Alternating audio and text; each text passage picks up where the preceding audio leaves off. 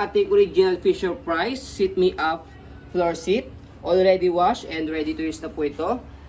Good for 6 months old or use only with a child who is able to hold head up.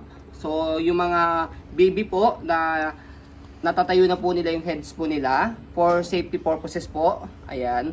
Para at least makaupo po sila po dito. Habang nakaupo sila, nakakapaglaro sila ng toys. Okay? Development, sensory. Yan. And then sensory po ito. Ayan. Gross motor skills. And pwede rin po siyang gross motor skills. Ayan. Dahil colorful po yung mga toys po niya. Ayan. Ayan.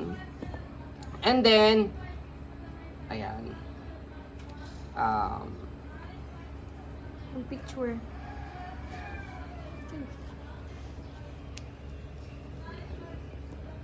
And then, yung folding po nito is compact lang po siya. So, kahit mag-out of the town po kayo or kung mag-hotel po kayo, pwede nyo po siyang dalhin. Ayan. So, ito po yung body frame po niya. So, white po siya. Means, hindi po siya yellowish na overuse. Okay. Original price.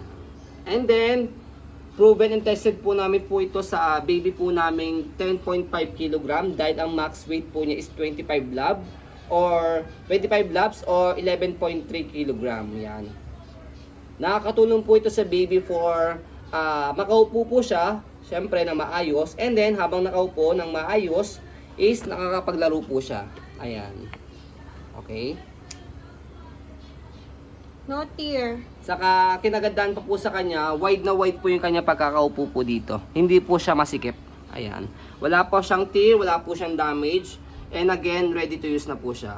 So sa pag-fold po nitong upuan po niya, meron pong color yellow button dito. Pe-press nyo po yun. And then, pull down. Ayan. So pag na-fold nyo na po siyang ganyan, may handle po dito.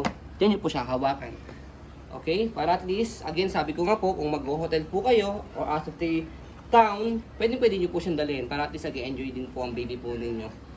Yan. Kayang-kaya sa sasakyan, space saver lang naman po siya. Dahil yung fold niya is compact. So sa pag-open, yan, bubukan nyo lang siya ganyan. And ready to use na. So yun po, as you can see, very details po kami sa yun po pag-video kasi ano siya policy. No refund, no exchange, what you see is what you get. So yun po, maraming salamat. Have a nice day and God bless po.